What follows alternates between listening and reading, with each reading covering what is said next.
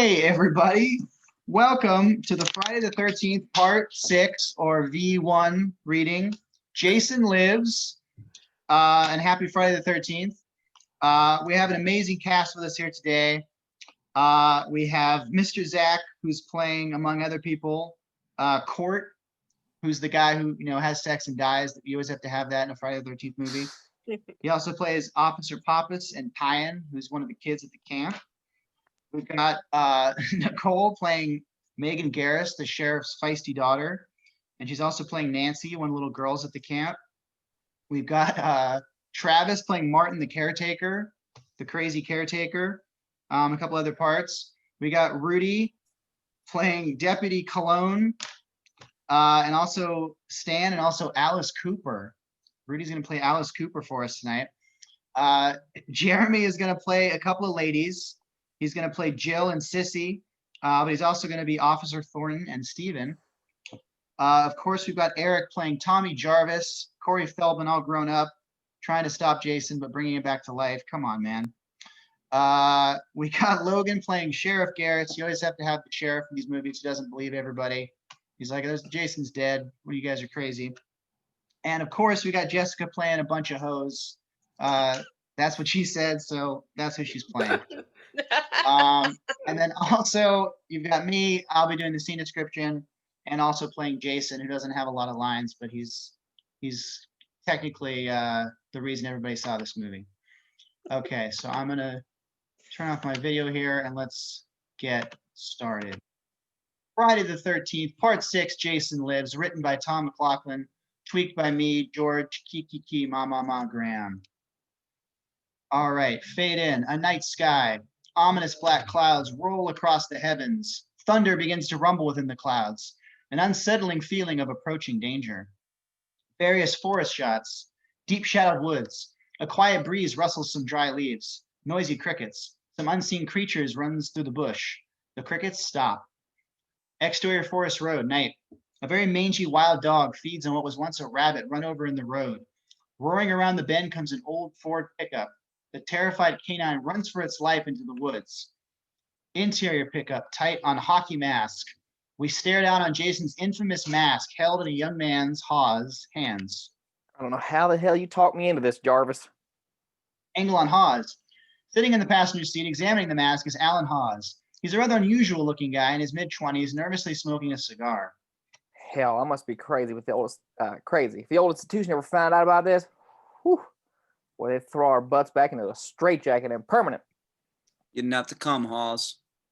Press in on driver. Tommy Jarvis is a good-looking young man in his late teens. He drives like a bat out of hell, wearing a very intense expression of determination. This is between me and Jason. Two shot on them. Yeah, I know. But I still don't get the therapy here. Jason's dead, right? How will seeing a corpse stop your hallucinations?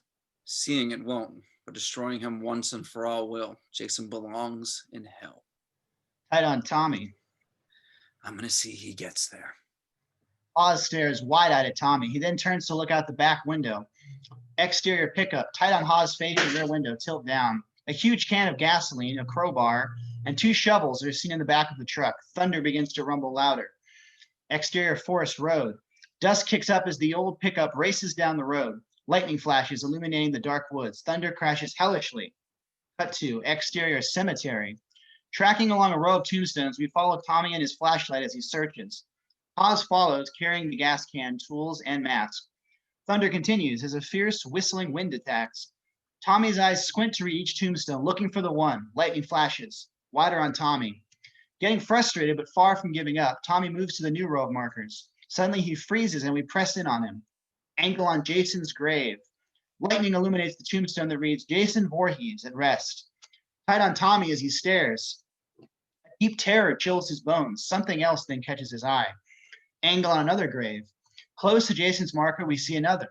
It reads Pamela Voorhees, beloved mother. Full shot on Tommy and Hawes.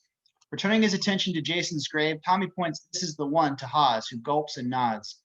Putting down the other items, the boys take hold of the shovels. Tommy raises his up first. The shovel plunges into the ground. A lightning blast punctuates it as it removes a large chunk of grass and dirt. Close on our gravediggers. They begin to exhume the legendary killer's body. Tommy works feverishly. Hawes works nervously. Again and again their shovels strike, digging into the earth. Slow dissolve to the shovel later. It's scraping the dirt of a rotted coffin lid. Angle up on Tommy. The sweating boy tosses the shovel out of the shallow grave. Hawes silently hands him the crowbar from above. Tight on coffin, the crowbar is driven into the side. Tommy's hands take a firm grip and yank. A horrific creak resounds as the lid cracks open. Low angle on Tommy. He hands the crowbar back to Hawes. They exchange a look and a deep breath. Tommy then goes for it. His hands extend slowly toward the coffin. More thunder growls. Tommy's fingers slip into the narrow space beneath the coffin lid. Pressing tight on Hawes's face, he winces and bites his lip. Pressing tight on Tommy's face, with all the courage he can muster, Tommy strains to do the deed. He yanks the casket open. Angle on Jason in coffin. With a brilliant flash of lightning, the lid swings open to reveal the huge decomposing body of Jason. His head is completely covered by an army of disgusting maggots. Hawes gasps. He fights with his stomach to keep his dinner down. Tommy climbs out of the grave. He turns and stares down at his nemesis. A slow hatred begins to build. We press in on Tommy, hearing his horrid memories. His sister screams, "No, Tommy, no," while 10-year-old Tommy kills Jason, repeating, "Die, die." Tight on Tommy as he listens, his eyes well up with a violent rage. Wider, Tommy looks around vengefully. Seeing an old fence a few yards away, he heads for it. Hawes is confused by his actions. Hey, where you going? Track with Tommy. Without a word, he storms over to the rusty fence. He grabs one of the spear-like posts and pulls it out. Low angle, dolly back with fire in his eyes, Tommy stalks Jason with the weapon. Thunder roars above. Hawes rushes up to Tommy, greatly alarmed. What's that for? Tommy, what are you doing, boy? The boy storms right past him. Reaching the grave, Tommy glares down hatefully at this monster who has destroyed his loved ones and his life. Raising the spear, he explodes and jumps down. You bastard! Low angle on Tommy as he lands in the grave. Tommy plunges the spear down with a mighty force. Thunder and lightning blast hellishly. The spear penetrates deep into Jason's chest. Angle on Hawes, dumbfounded. Oh, shit. Tommy withdraws it, then angrily rams it down again and again. Close on Jason's face. The force of the blows causes many of the numerous maggots to start dropping off his face. Grossly decayed flesh is illuminated by the lightning. Close on Tommy's face. Exhausted, his rage finally vented. He drives the spear into Jason for the last time. Angle down on Tommy and Jason. Over the boy's shoulder, we see the long spear extending out of Jason's cold heart. Wider. Recovering from his tantrum, Tommy climbs out of the grave. Hawes stares open-mouthed at his friend. Boy, he must have really messed you over. Tommy reaches down, picks up Jason's hockey mask, and stares at it. Insert hockey mask. It seems to stare back evilly at him. Yeah. Fuck you, Jason. Resume Tommy. Tommy, knowing the nightmare is finally over, tosses the mask into the grave. He then bends down and starts to uncap the gas can. Wider on scene. Without warning, the sky explodes with a massive lightning. One of the bolts of electricity is drawn to the spear as to a lightning rod. Sparks fly as the spear is struck and electrified. Tommy and Hawes dive for cover. Tight on Jason's face. Jason's decomposed eyelids flash open. Angle on Tommy and Hawes. Uncovering their heads, they look skyward in fear. Quickly, Tommy gets to his feet and goes for the troublesome spear. Another angle. The unintended lightning rod is still smoking a little from the blast. He touches it. It's hot. He pulls out a pair of gloves from his jacket. Putting them on, he then attempts to remove the spear. He can't get proper leverage, so Tommy jumps down into Jason's grave. Low angle on Tommy. He struggles to pull the spear out. It's apparently driven into the bottom of the coffin as well. Hawes leans down into the grave. Oh, let's just get the hell out of here. My heart can't take any more of this. Close on Jason's face. Jason's wicked eyes glare at Tommy. Resume Tommy. The boy, of course, does not see what's about to occur. He finally yanks the spear out and throws it up onto the grass. Slowly, he removes his gloves and tosses them to Hawes. He starts to climb out. Jason springs up from behind and grabs him. Close on Hawes, screaming. He goes crazy with hysteria. He starts to run. Angled out on grave. Tommy fights for his life as Jason tries to pull him down into the grave. He manages to kick Jason back down long enough to climb out. Tommy scrambles for the gas can as the storm clouds detonate above. He gets it open, turns around, and starts throwing it on the rising corpse of Jason. Angle on Jason as the gas splashes all over him as he keeps coming. Reverse on Tommy. He backs up as Jason stalks him. Knowing there's enough gas now in his predator, he drops the can. Tighter on Jason, he's coming closer. Tighter on Tommy. Panicking, he searches his pockets for the matches. He finds them. As he pulls them out, the storm clouds erupt with an incredible downpour. Jason stops as the rain drenches him. Maggots start to wash off him as he stares at his helpless victim. Resume Tommy. He tries desperately to light a match in this pounding rain.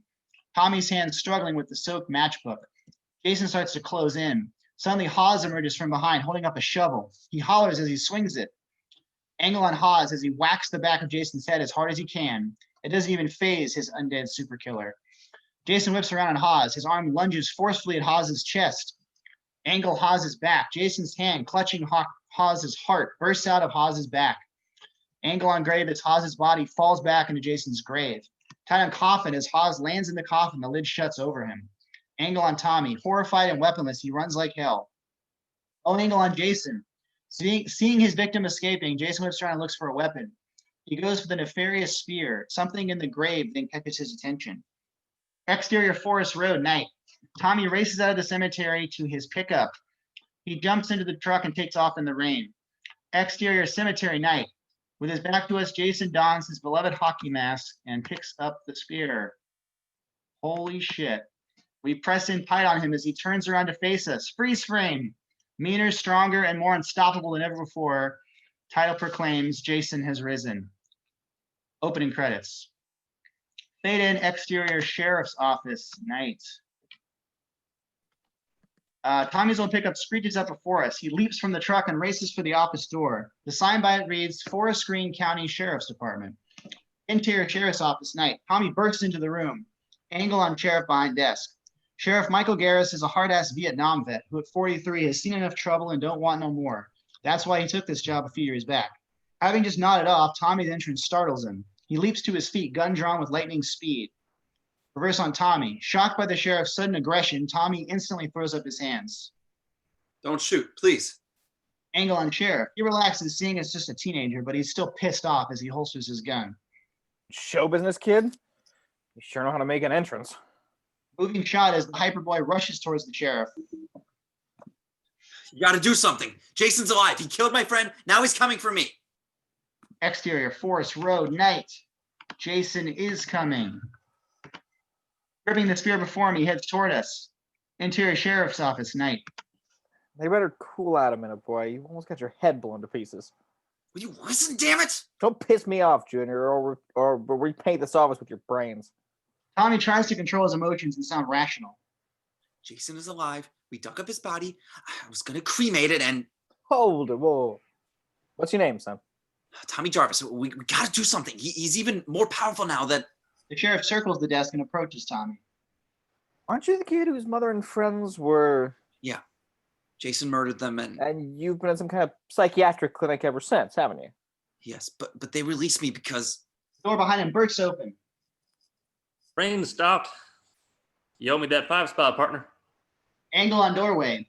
Deputy Rick Cologne hurries in with an armload of fast food. Dark, mid-30s, and a little on the short side. He's surprised to see someone here this late. Sorry, I didn't.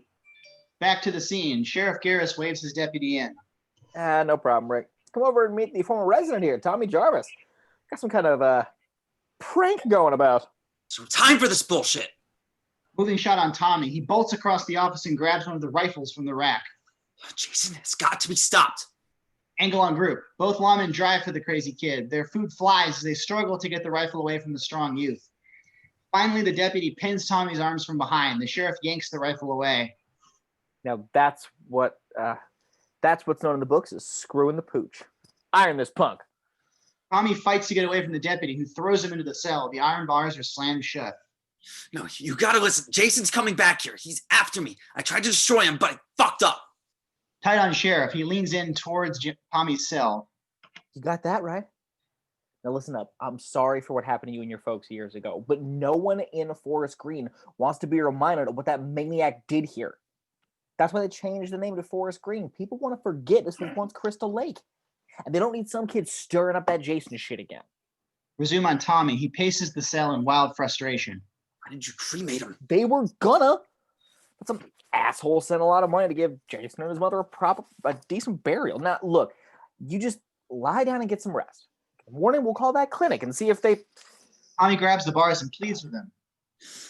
If you just go to the cemetery, you'll see I'm not lying. Closer on sheriff and Tommy. Either you go to sleep, or I'll come in there and put you out. You can be sorry you didn't listen to me. You're gonna be more sorry if you don't shut the fuck up. Cut to exterior Forest Back Road, night. A funky VW Bug bounces along a narrow, muddy road. Laughter is heard from within. Interior car, night. A likable couple in their mid-20s are obviously lost. Lisbeth drives and giggles, slap-happy from the long trip and late hour. Her boyfriend Darren struggles to read the map in the dim car light. A huge pothole causes him to bang his head on the roof. Will you slow down? It's hard enough to read this thing. Well, who told me to take this cow path? You admit the sign did say Camp Forest Green with an arrow pointing this way. I admit nothing without talking to my lawyer. Darren throws down the map with a growl. So much for the head counselors ever finding the camp on their own. I say we stop the car, get out, and start screaming for help. The car comes to a grinding halt. I was just kidding, Elizabeth. He looks at his girlfriend, who is staring fearfully out the windshield. Darren turns to look. Darren's POV out windshield, standing in the middle of the road, illuminated by the headlights, Jason. He holds the deadly spear before him. Resume couple. Needless to say, Elizabeth is becoming more afraid. Darren, we better turn around. Why? Why? Because I've seen enough horror movies to know masked weirdos are never friendly. He starts to back up. Darren looks behind him, then grabs the wheel. Wait, Car tire almost rolls off the narrow road into a water-filled gully. Angle on Darren as he stares intensely at Lisbeth. there's no way we can do this. If the car drops into that gully, we'll never get out.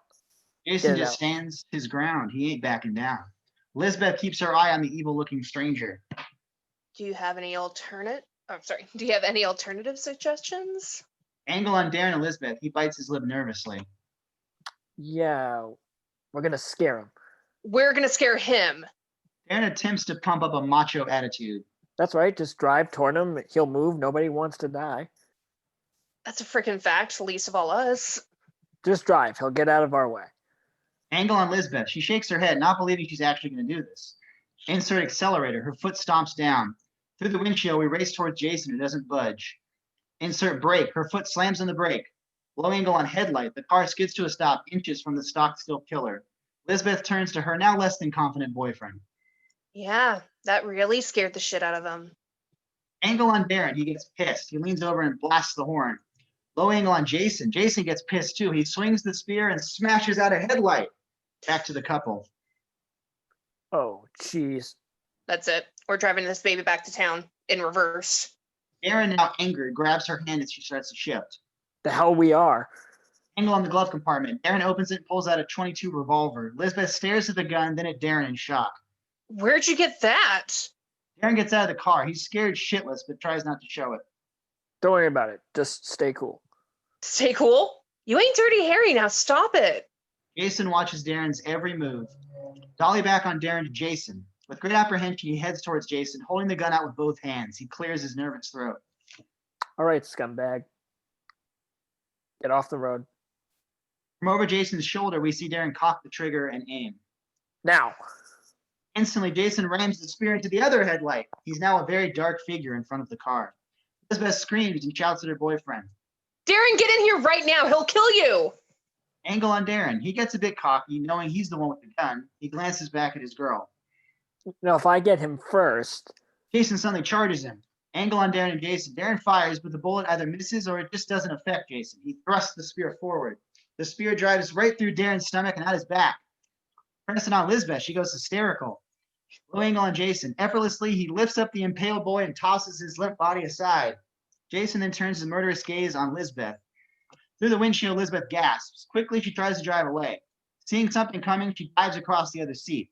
Jason's spear smashes through the windshield and impales itself into the driver's seat. Angle on Lisbeth. The terrified girl crawls out of the open passenger door. She falls into the muddy and water-filled gully alongside the road.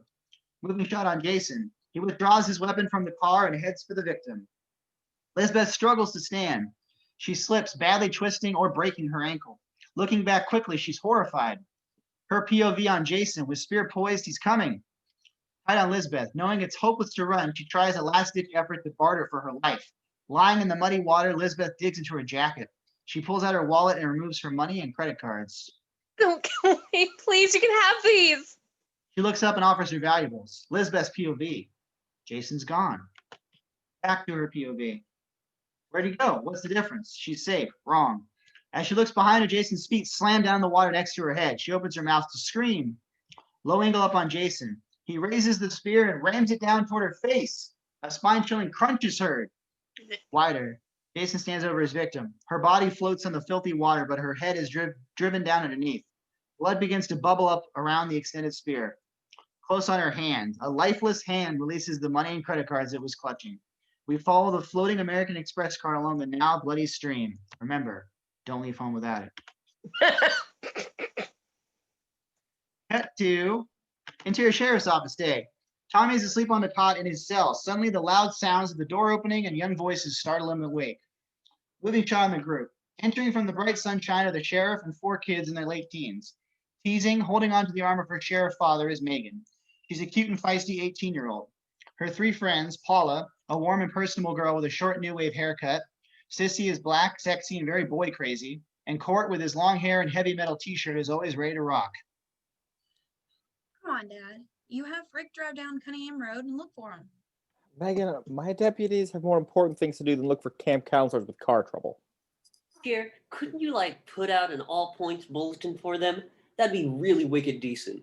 The sheriff shoots him a look. Is it just that Darren and Elizabeth are in charge of organizing and setting up the new campgrounds? All the little kids arrived today. We're not ready to deal with that alone. Angle on the sheriff. He sits down behind his desk and picks up the phone. Look, I sympathize with you kids. Best I can do is call the station in Carpenter and tell them to keep a lookout for him. I got a bad feeling of what might have happened to them. Everyone turns to look. Tommy is gripping the cell's bars. His eyes connect with Megan. You've got to convince the sheriff to look for your friends. Hopefully they're fine, but there's a very good chance that Jason... The sheriff jumps up angrily. Shut up! Megan, attracted to the good-looking prisoner, walks toward his cell.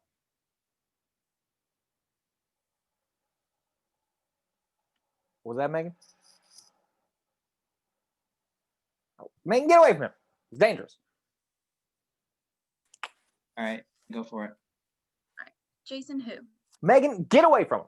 He's dangerous. Angle on Megan and Tommy. She stops a few feet from the cell.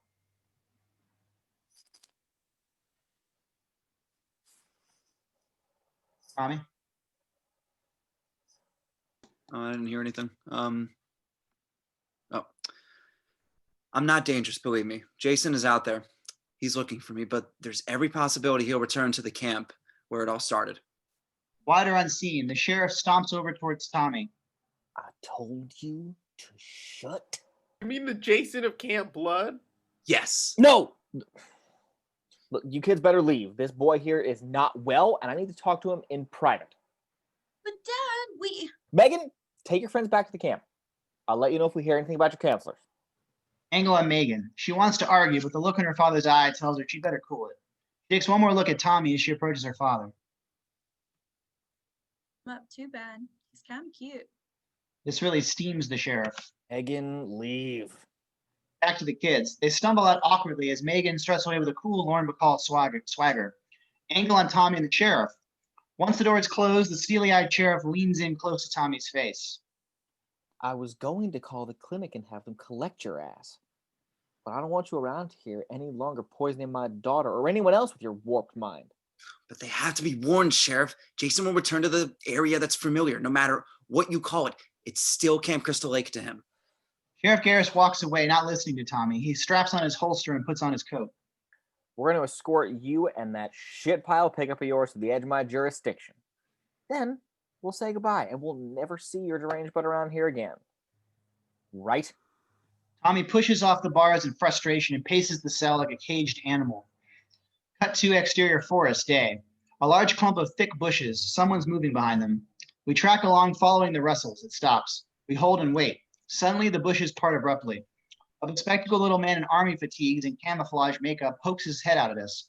Roy, wearing protective goggles, looks right, left, then hides back in the brush. Another area of the forest. We follow 2 other businessmen decked out in green jungle fatigues, looking like out-of-shape Rambos. Dan and Larry are both carrying handguns, watching for any movement around them. They too wear goggles. Once we nail Roy, that's it. Victory is ours. This is taking forever. I'm starving. That's your problem, Larry. That's why your sales are always below quota. Your instinct to eat is stronger than your instinct to win. My ass. Yeah, that's fat too. Angle over Jason's shoulder. He watches motionlessly as the two arguing men pass. They, of course, don't see him. Back to the guys. You become a whole person when you're out here, Stan, and I don't like it. This is a man's game, requiring a man's cunning and intelligence. Suddenly, a figure explodes out of the brush. Angle on Stan and Larry. They react in terror. Low angle. A goggle-wearing woman, also in army fatigues, has her revolver pointed at them. Katie fires at them. Both guys are splattered by red paint pellets. Boy, are they pissed. Katie grins triumphantly. With a woman's touch. Wide on the group. Now, wait a second. I thought Bert shot you. See any paint? Sorry, guys. I did in Mr. Commando. Survival is the name of the game, and that flag is mine. As they walk away, Larry looks at his paint-smeared chest. That should have let her play. It's a damn company executive game. She's a damn company exec. Now, boys, don't be spoil sports. Jason silently watches. He then heads for them. Cut to the exterior Camp 4 screen day. The freshly painted and beautifully renovated cabin retreat gleams in the bright sunlight. Even the lake itself shimmers tranquilly, free of any memories of its horrid past. Megan, Court, Paula, and Sissy carry food supplies from their car to the cabin. I'm getting worried. About Jason? No. About Darren and Lisbeth. They should have at least called. Don't you think, Megan? Megan. Megan's mind is definitely on something or someone else. Huh? Yeah. What? Yeah, this girl's back in the cell with her prisoner of love. Megan hits her playfully. What's it to ya?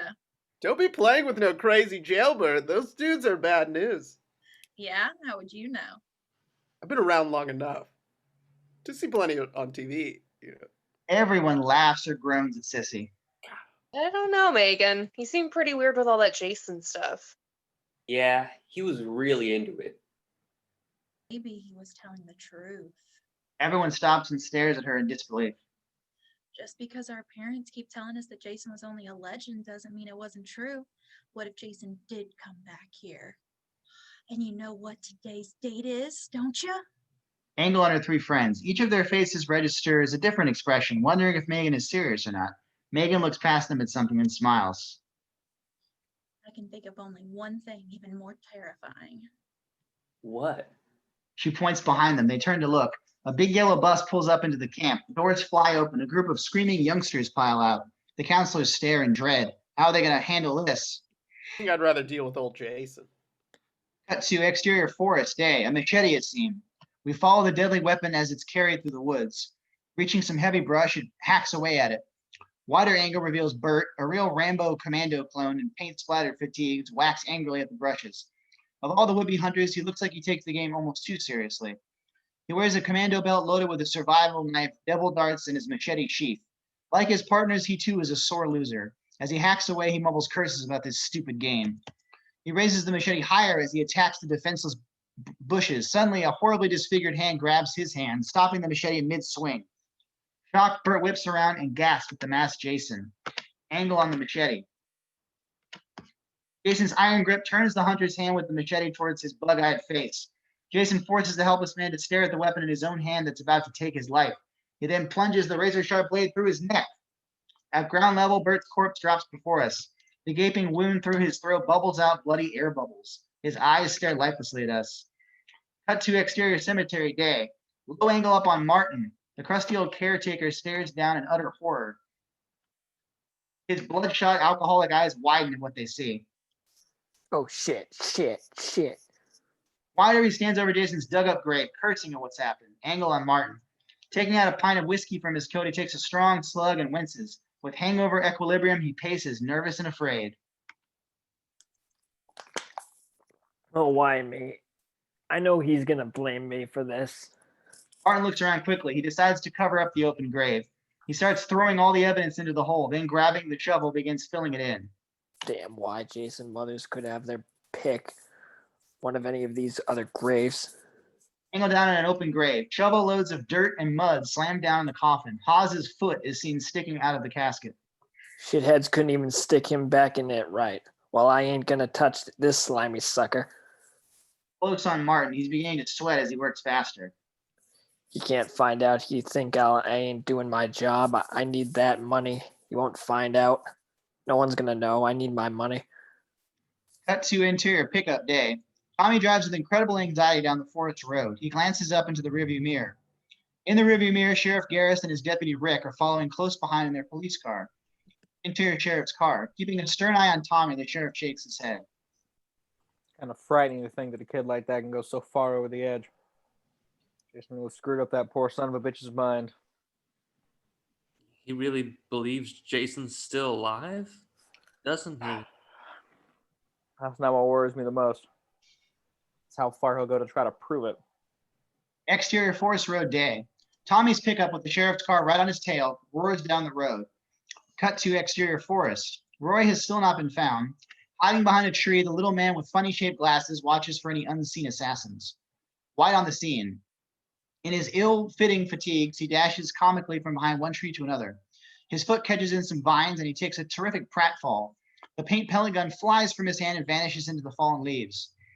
Angle on Roy as he scrambles on his hands and knees to find his weapon. Panicking he'll be seen and shot, Roy starts to whimper as he searches. Wider. Slowly we move towards the vulnerable little man with his back to us. Cut to a burned out area of the forest. A fire some time ago has blackened the trees and ground in this area.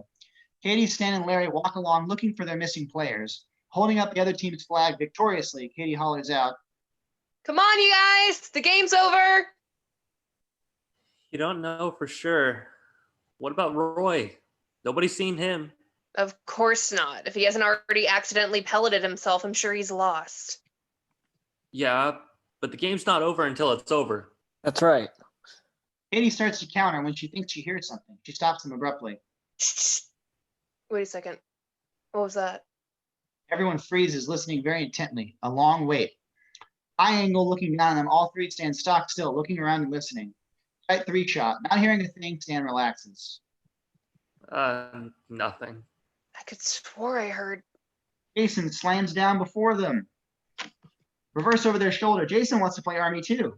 He quickly withdraws the machete from his newly acquired commando belt. With one violent slice, the blade slashes their throats. Close on all three faces and necks. The razor-sharp machete opens up all three throats almost simultaneously. It happens so fast they barely have time to even gasp. Reverse angle. Three hands drop off, followed by collapsing bodies. Jason watches them fall, then looks up at something. Jason's POV. Terrified beyond belief is Roy. He stands a few yards away in a small clearing. Moving shot on Jason. He wastes no time as he stalks the final hunter. Pressing in on Roy. So incredibly frightened, he doesn't think as he raises his gun at Jason and fires. Angle on Jason. The blood red paint pellet makes a direct hit on Jason's chest. He stops and glances down at this annoying mess. Close on his masked face as he looks up at Roy. He's even more pissed off. He lunges for him. Roy screams, drops the gun, and runs for his life. Tracking shot on Jason. He's hell-bent on catching this nerd. Falling back on Roy. Tears of terror are welling up as the poor guy races. Jason is seen a short distance behind, machete poised and ready. Roy glances back quickly, then screams as he heads through the ugly charred forest. Oh God, help me! Somebody help! He's trying to kill me! Cut to sign, Eternal Rest Cemetery. Exterior Forest Road day. We're traveling towards the large sign and arrow pointing left. Interior pickup. Tommy stares at the sign and the approaching turnoff. He glances up in his rearview mirror again. Biting his lip, he decides to go for it. Exterior Forest Road. Tommy's pickup makes a sudden left turn and heads up the road towards the cemetery. Interior sheriff's car. Fucking A, what I tell you? Hit the noise and cherries. Rick turns on the siren and the red lights. Exterior Forest Road. The police car screeches left and roars after Tommy. Interior pickup. Tommy gets nervous hearing the siren blaring, but instead of pulling over, he speeds up. Interior sheriff's car, close on sheriff. Getting real tired of this maniac.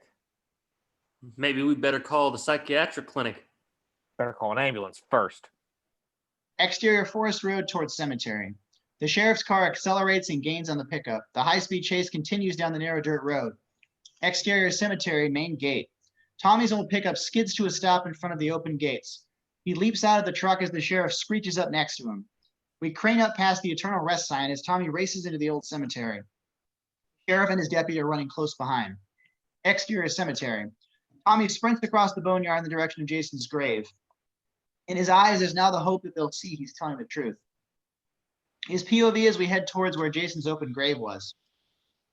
Dolly back close on Tommy running. He squints his eyes. Maybe he's in the wrong area. He slows down to look around. Tommy is violently tackled by the sheriff. Wider. Angry and out of breath, the sheriff pins him down to cuff him. Tommy struggles to get up. I gotta show you Jason's grave. I've seen it. Please, Sheriff. You'll see where we dug it up. Another angle. Finally handcuffing him, the sheriff yanks him to his feet. Gripping Tommy's arm with one hand, he points at something. Well, must have gotten chilly in the night and pulled the dirt back over. Tommy looks around to where the sheriff is pointing. The boy is astounded by what he sees. From Tommy's POV, about 12 yards away are Jason's and his mother's tombstones. From this distance, it's impossible to tell that the chunks of lawn over Jason's grave have been replaced. Angle on Tommy and the lawman. Tommy shakes his head in utter disbelief. That's not right. Somebody covered it up. I gotta see it. The sheriff yanks him back. The deputy pulls his .357 revolver with a laser scope attached. He aims at Tommy's head. Now, I see what you've done. You made my deputy draw his revolver. It could be a serious headache for you. He's been dying to try out his new mail order scope. The deputy presses his gun's grip. Instantly, a tiny, bright red beam appears on Tommy's temple. Damn impressive piece of high-tech weaponry. Wherever the red dot goes, you bang. Close on Tommy and the laser beam. He stares, fearing for his life at the stolid deputy. What's the problem, Sheriff? Wider on the scene, the old caretaker rushes awkwardly toward them. Immediately, the sheriff whips Tommy around. He drags him back towards the car as Rick quickly holsters his gun. Nothing, Martin. Just a vagrant kid. We got it under control. Tighter on the group. As they leave, Tommy looks back at the old man. Who covered up Jason's grave? Martin stops abruptly and tries to hide his nervousness. What? What are you talking about? The sheriff pulls Tommy along even faster. Don't concern yourself, Martin. The boy needs treatment. We're taking care of it. Sorry for the disturbance. Jason's not in his coffin. Pause this. Dig it up. You gotta dig it up. Angle on Martin. He watches with extreme uneasiness as Tommy is thrown into the back of the squad car. The deputy gets into Tommy's pickup and follows the sheriff's car. Pressing on Martin. Pulling out his near-empty bottle of Jack Daniels, he downs it all. With a noisy exhale, Martin glances back at Jason's grave. Dig it up. Hell, what kind of butthole does he think I am? Pressing on Jason's grave, as we tighten in, the large chunks of rearranged lawn are now visible. We hold on Jason's tombstone. Cut to exterior Camp Forest Green Day. A large group of cheering female youngsters. Angle on Megan and children. The little girls sit on two large picnic tables. Megan stands before them. And then after that, we'll swim, hike, and have lots of fun together, okay? The youngsters squeal even louder. Angle on Sissy and Paula sitting on the cabin steps. Sissy mimes sticking her finger down her throat in disgust. Paula stifles a laugh and slaps Sissy's knee. She looks around. So where's Court off to? Oh, you ready? He's taking our young man off to teach them my favorite sport. Which is? Boy Scouting, honey. You gotta be kidding. Exterior Forest Path Day. Close on 12-year-old boy Tyan. You gotta be kidding. Widen on the scene. Court is kneeling on the path, positioning two rocks. He's surrounded by a group of bored, arms folded preteen boys. No, seriously, the Indian Scout would arrange the rocks in such a way that like only his fellow Indians would know, which way he went. Tyan leans into another equally bored youngster, Billy. If this is as exciting as it gets, we're in big trouble, dude. Cut to exterior burned out forest area day. Jason stalks through the blackened woods. He heads towards us wearing a commando belt displaying a knife and devil darts, a bloody machete in his hand. This undead killing machine keeps coming. There's a slight fog moving in as night approaches. Cut to exterior interstate highway, late afternoon. Sheriff Garretts opens his backseat door. He pulls Tommy out of the vehicle. Gruffly, he turns him around and uncuffs him. Tied on Tommy and the sheriff. Whipping him back around, the sheriff grabs him by his shirt and pulls him uncomfortably close. I don't find it amusing that the nut house you belong in thinks you're responsible enough to leave you here unescorted. In fact, it gripes my ass. Tommy just stares coldly into his eyes. You've been damn lucky, pisshead. All the grief you caused me, my partner, and you should be leaving wearing your balls' earrings. The Deputy walks up and slaps Tommy's car keys into his hand. Tommy looks up, down at his keys, then back at the wicked smiling deputy. I think we should do it to him anyway. The sheriff leans in and taps Tommy's earlobes with his index fingers. But if we ever see old Tommy ever again, you can guarantee it. Wider, both of the lawmen turn and climb back into their car. Tommy waits there as they pull out and drive away. Reverse on Tommy. He watches as they disappear down the highway. Slowly, the boy's stubborn determination returns. He rushes toward his old pickup. Behind it, the sun is setting. Cut to exterior woods night. Martin stumbles through the trees, singing drunkenly. I'll take you home again, Caitlin, to where He takes a chug from his bottle. your heart will feel no pain. I take you home again. Cut to Stephen and Annette in the middle of the woods. Stephen pours champagne while Annette looks at a ring on her finger, pleased. Steven, it's beautiful. God, I love it. I really do. I don't know. I mean, I'm sort of hurt. Thought I brought you up here just to. Never mind. Yeah, well, I guess I do owe you. Yeah, no. Look, I have a headache and I've been working out. I'm sore. Annette strokes Stephen's hair and kisses his ear. And, Forget about it. well, it's a messy act. And, He throws his champagne glass aside. what the heck? Great. They lie down on their blanket, giggling. Cut to Martin elsewhere in the woods. Again, Caitlin. He stops, looks around, confused. Where'd the road go? I can't find the road. Where's the road? Caitlin, you led me astray. He takes another chug. What appears to be a large rock rolls down next to his feet. What's that? What's that? Martin shrugs, drinks some more. Darling, you're gonna be the death of me. Yeah, but what a way to go, huh? He throws his bottle behind him. It doesn't make a sound. He turns and gasps. Jason is right behind him, holding the bottle. Jason shatters it and lunges at Martin. Martin screams. Intercut with Stephen and Annette. They react. Jason pulls his machete. Martin lies on the ground, his neck bleeding. Stay here. Steven, please. Stay here. No, Steven, don't. Stephen walks through the woods. He spots Jason in the distance, standing over Martin, machete ready. Stephen runs back towards Annette. Jason follows, machete ready. Steven, what's going on? Stephen grabs her hand and pulls her away. Annette, let's go. Okay. Never mind. Jason continues to approach. Stephen and Annette hop onto a motor scooter. What are we gonna do? We gotta get to the sheriff's office. Jason appears and impales them. Ow. Blood trickles from their mouths. Oh. Exterior. Camp Forest Green, night. The campgrounds are peaceful and quiet. A foggy haze covers everything. As tranquil as it seems, we feel uneasy. Is somebody watching from the woods? Interior boys' dormitory cabin. 2 rows of sleeping youngsters in their cots are seen. Interior girls' dormitory cabin, the same. The little girls' faces reflect pleasant dreams. Interior counselor's cabin. Paula and Sissy are seated at a card table playing the board game Clue. Paula keeps looking towards the window, troubled by something. Sissy rolls the die and moves her token along the board. Okay. I suggest the crime was committed in the bedroom by Colonel Mustard with the knife. Huh? Oh, come on, sis, I'm telling you, we can't play Clue with just 2 people. Slowly, we tighten in on them. Why not? I used to play it alone. I love murder games. Have you ever played The Consulting Detective? No. Did Megan say when she's coming back from her visit? Of course not. She probably took him a loaf of bread with a saw hidden in it.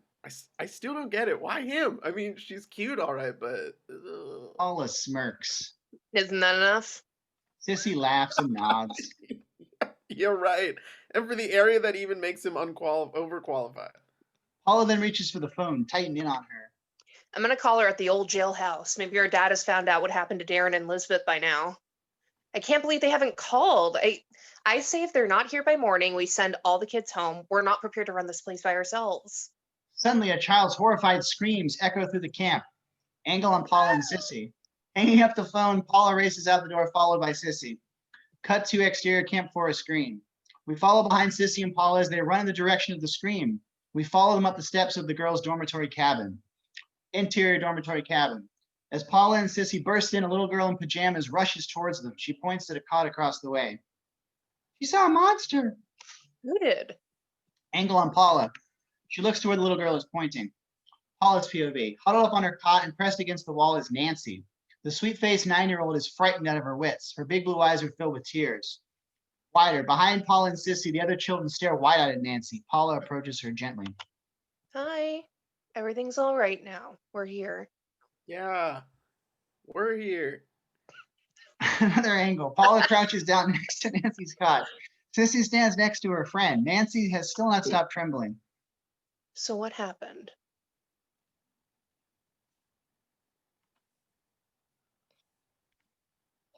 Go for it. There was this monster. He was after me. He wanted to kill me. Where? Everywhere. You mean you had a bad dream? No, he was real, like on TV. Close on Paula and Sissy. In motherly fashion, Paula wipes Nancy's tears and tucks her back under the blanket. Okay, listen. What's your name, sweetie? Nancy. Well, Nancy, I'm Paula. Remember? This is Sissy, and we're going to be right out there all night so nothing can hurt you. Okay? The child nods tentatively. Good. So no more bad dreams can come around here, huh? No more. Paula smiles lovingly at her, then stands. Wider as Paula and Sissy start to leave, Sissy gets cocky, addressing the others. Now you all go back to Zealand. We're on the job. You don't have to worry about shit. Paula nudges her for her choice of language. What? I'm sure they hear worse at home. Reaching the door, Paula looks outside, then turns to Sissy. I just realized something. Where's Court? I haven't seen him for hours. Oh, I don't know. He called somebody and then took off. He didn't say anything? Yeah, he was gonna check out things that go bump in the night. Cut to an exterior mobile home campground night. A lone RV bounces and pumps to the beat of loud rock music within. Surrounded by heavy fog, bright light beams from the windows of the mobile home. A cord extends from the vehicle and is plugged into the power outlet of this isolated trailer campground. Interior mobile home night. Heavy metal music blasts as Court and a savagely sexy girl, Jill, make love to the beat. With her on top, Court is really getting his bump in the night. He just lies back and enjoys her skilled technique. Angle up on Jill. She moans and bites her lip with erotic pleasure, never missing a beat with the music. Jill even bumps and grinds perfectly to the song's drum breaks. They're the best. The best. You gotta keep it up to the end of the song. Court, nearing his climactic moment, strains to avoid it. I'm trying. How much longer? Jill bends forward, laying her soft breasts on his chest. She whispers seductively in his ear. Only 10 more minutes.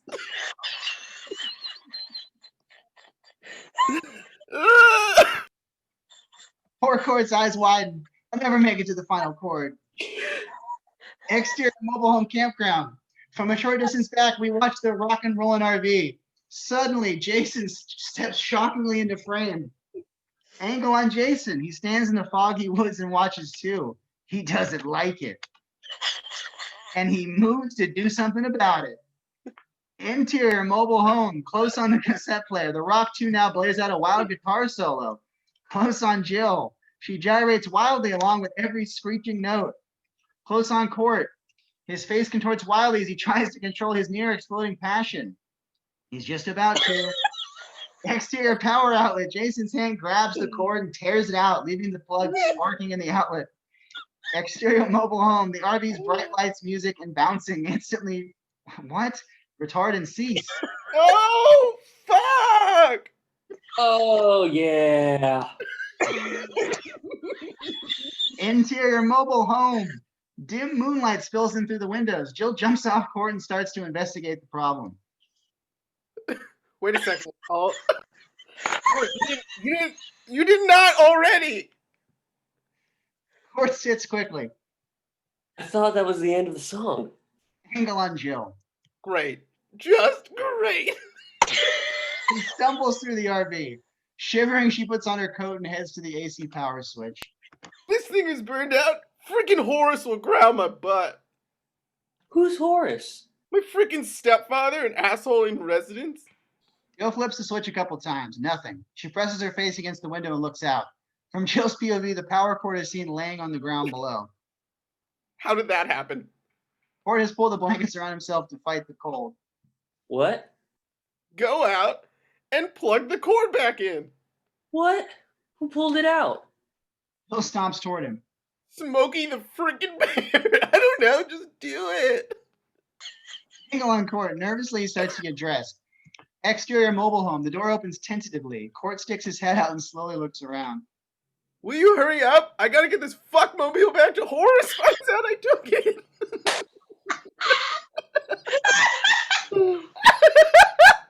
Are you alright?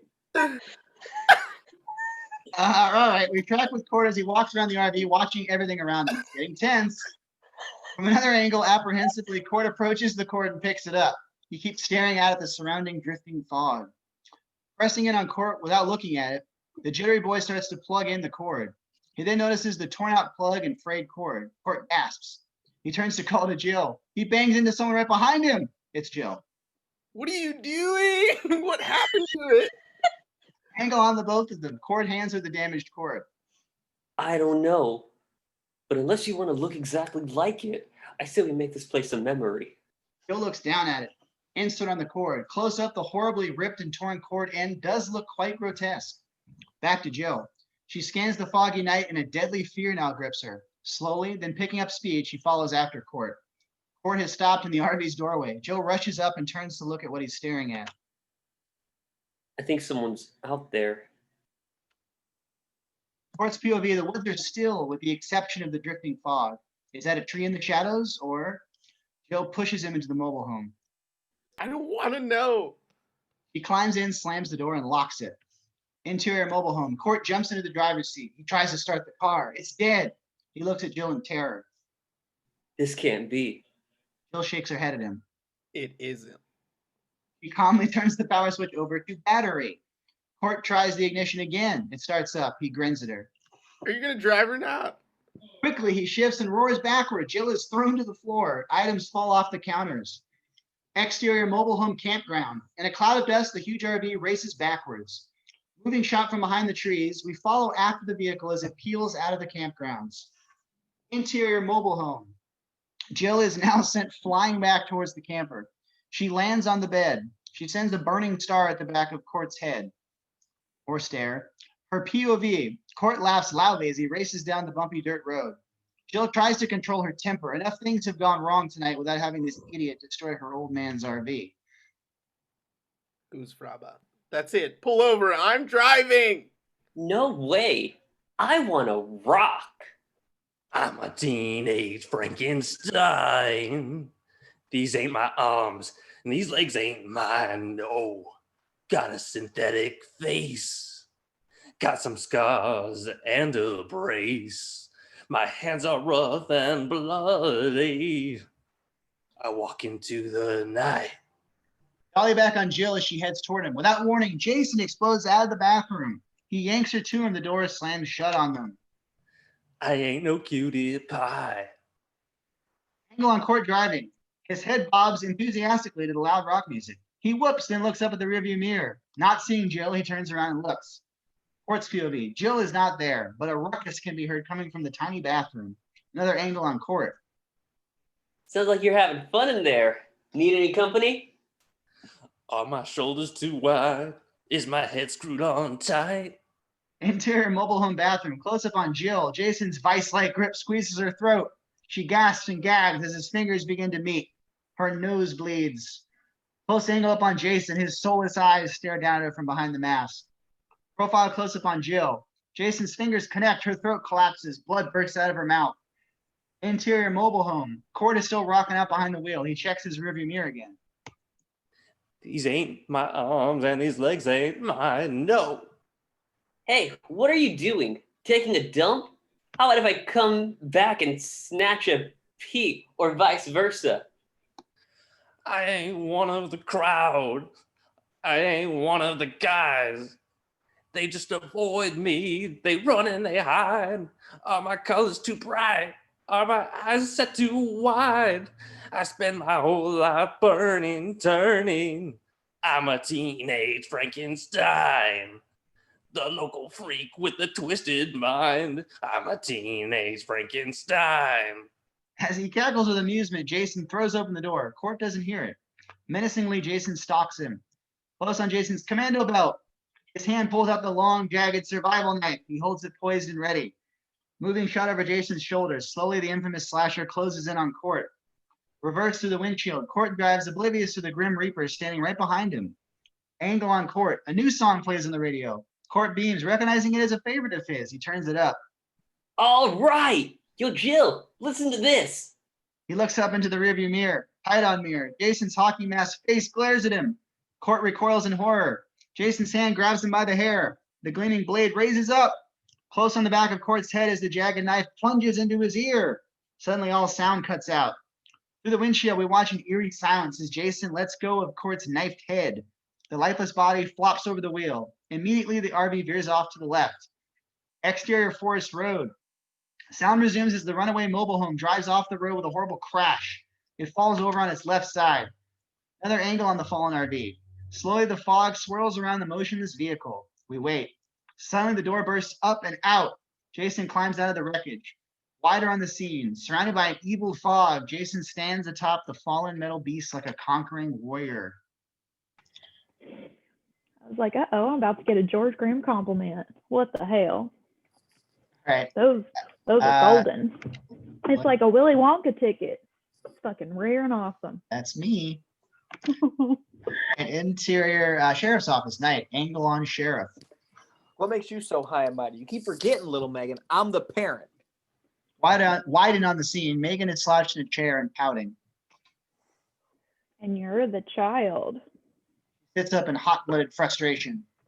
When are you gonna stop treating me like one? When you stop acting like one. Tommy Jarvis is a very sick boy, and you... How do you know? Did you take his temperature? Watch that smart mouth, young lady.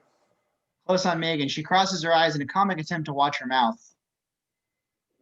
Kinda hard to see it from this angle. Got a mirror? Angle on both. Megan enjoys pushing her temperamental father to the limit. He stomps around like Ralph Cramden. Now tell me, if your mother was alive, you wouldn't. The poor sheriff finally blows sky high. He throws open the door. That's it. Out. I don't need this tonight. Out, Megan. Sheriff gets a call over the shortwave. Unintimidated by his bellowing, Megan calmly answers it. Sheriff's office. Can you hold? He's in the can, dragging his lizard. Sheriff Garris slams the door and roars toward his precocious daughter. Oh, here he comes now. Daddy, it's Rick. The growling sheriff practically rips the receiver out of snickering Megan's hand. What? What kind of problem? Exterior Forest Road. Deputy Cologne stands outside his squad car. Talking into the mic, he stares fearfully at the VW Bug and Lizbeth's floating corpse in the background. You better get down here. I found what's left of the counselors. Looks like someone did them in with Jason's old MO. Interior Sheriff's Office. I knew I should have done something about that son of a... Where are you? Right, I'm on the way. Megan grows concerned as her father gathers his things with a deadly urgency. What is it? Not what. Who? Seems your boyfriend wants people to believe Jason has returned. I thought Jason was only a legend. He is. Look, only Tommy wants to prove the legend is true. Just stay put. And I'm not kidding. Grabbing his rifle, the sheriff rushes out. Angle on Megan. She stares, wondering what the hell is going on. Cut to exterior forest night. We track with Jason's filthy boots. He's walking at a faster clip towards his destination. Track with Jason's hand holding the razor-sharp machete. Volley back as Jason's maleficent eyes stare with pure hatred. He keeps coming right at us. Cut to interior sheriff's office night. Megan sits alone at the desk, waiting. A large window is right behind her. Bored, she puts her feet on the edge of the desk. She then leans back toward the window, seeing how far back the chair will go, and still stay balanced. Circling pressing slowly on Megan. Tension builds as we move closer to the balancing girl in the window behind her. We stop and wait. Suddenly, the phone rings loudly. It startles Megan, who screams as she pratfalls backwards. Angle on Megan. Laughing at herself, she gets up and answers the phone. Sheriff's office. No, I'm sorry. He's not in at the moment. Can I take a message? As she listens, Megan immediately straightens up. Oh, hi. I'm Megan, his daughter. Remember I met you this morning? Exterior phone booth night. Tommy is in a badly sabotaged old phone booth next to a closed gas station. He's illuminated by the lights of his pickup. Yeah, hi. Listen, I gotta talk to your dad about Jason. I've got a plan. I need to buy some things first, but mainly need to help too. Interior sheriff's office. Tommy, my father is out looking for you right now. Something happened tonight, and he's sure you're responsible. If he finds you, he'll... Interior phone booth. I already have a very good idea of what could have happened. Megan, Jason is out there. He has to be stopped. I'm positive he's heading back to the lake area. He'll keep killing until... I'll pick you up. Where are you? What? Interior sheriff's office. It's the only way. My father will nail you if he sees you in your car in a second. Where are you? Exterior phone booth. Tommy looks around for something identifiable. Howie service station and feed bag stop. I think it's... I know where you are. See you within a half hour. Hearing her hang up, Tommy does the same and exits the angle on Tommy. He looks around, shivers, and zips up his jacket. He's worried about involving Megan in this. He's worried for himself. Cut to exterior woods. Night. Out of the foggy shadows, an evil specter emerges into the moonlight. Jason. He stares. Jason's POV. Exterior Camp Forest screen. The renovated campsite looks quite peaceful and calm before the angle on Jason. He cocks his head, not quite sure why it looks so different, but it feels like home. With machete in hand, he proceeds into the campground. Exterior Forest Road night, a grossly bloody sheet. It covers a corpse that's lifted into an ambulance. As we pull back, Sheriff Garris and two other officers wince in disgust. The sheriff suddenly turns and heads for the patrol cars. Officers Pappas and Thornton follow behind. All officers, all units in the stations within a 45-mile radius alerted with this wacko kid. Yes, sir. We have a vehicle description. I want roadblocks on... Sheriff, get over here. Exterior woods, angle on sheriff. He takes off into the woods towards his deputy's voice. From the sheriff's POV, we move rapidly through the maze of trees and brush. Moving shot close on sheriff, he heads towards us, searching for the deputy. Sheriff, over here. Sheriff's POV. We turn and head for Deputy Cologne, waving a flashlight at us. Angle on sheriff and deputy. Running up to his ashen-faced deputy, Sheriff Garris looks down at what Rick holds out. Insert deputy's hand, a pair of blood-splattered glasses. We recognize them as once belonging to Roy, the last remaining survival hunter. Back to sheriff and deputy, the sheriff looks at him. Is that all you found? I wish it was. He shines his flashlight on the ground. A severed man is illuminated before us. It wears an army fatigue sleeve. We follow the light over a couple of yards to a hacked-off leg, also in fatigues. Closer on lawmen, both keep staring stoically down at the body parts. Right, they get out the hefty bags. Looks like our boy desperately wants us to believe his story. He sure chose the right day to pull this shit. What do you mean? Happy Friday the 13th. The sheriff slowly looked over at him in utter disbelief. Cut to exterior Camp Forest screen night. Close on telephone cord on cabin. Whack! The machete blade cuts the phone cord in half. Angle behind Jason. He stares at his handiwork, then heads towards the lit and open window. Cut to interior counselor's cabin. Paula has fallen asleep on her bed. The phone is right next to her. Sissy is wearing headphones, listening to her Walkman. She sits on her bed, ogling through the pages of the Playgirl magazine. Over Sissy's shoulder, the magazine is filled with beefcake posing guys. She's practically drooling on the pages. In the background, a figure quickly passes by the open window. Close on Sissy, the movement catches her eye. She cranes her head to look. Wider, taking off her the rock and roll blaring headphones, Sissy shuts off her Walkman. She walks over to the window and looks out. Exterior window. Sissy, framed by the open window, surveys the area. Her POV. All is still and motionless in the campgrounds. Close on Sissy, a bit perplexed. She knows she saw something. She starts to turn away when the sound of leaves crunching underfoot is heard. She sticks her head out the window. She tries to sound authoritative. All right, who is out there? Paula stirs and awakens halfway. What's going on? Angle on Sissy. I think he's messing around out there. Paula smirks, rolls over, and closes her eyes. It's gonna be Court. He loves to scare people. Teach him a lesson. Back to Sissy. She hears footsteps right below the window. She thinks, then breaks into an impish grin, seeing something. Sissy quietly tiptoes over to the table and picks up her half-consumed can of cherry Coke. Moving shot. Sissy, trying not to laugh, sneaks back to the window. She crouches down, then extends the can outside. Close on can. Her hands turn it over and sticky cherry Coke pours down on her victim. We hear it hitting someone. Angle on Sissy. Quickly, she withdraws the can and jumps back from the window. Expecting a response, she's surprised not to get one. Stifling a laugh, she creeps back towards the window. Dolly in slowly following Sissy. Tension mounts as she reaches the frame and tentatively peers over it. Shockingly, Jason springs up and grabs her. Ah, ow. Profile angle on window. Bottom half of Sissy's body is whipped violently out through the window. Paula Ow. awakens just as Sissy's legs fly out through the window. Hey, you guys, try not to wake the kids. Paula listens. She hears a struggle, a whoosh, a thump, then silence. She snickers once again, then falls back into dreamland. Cut to exterior phone booth night. Megan's orange Camaro screeches up. We follow as she jumps out and is met by Tommy.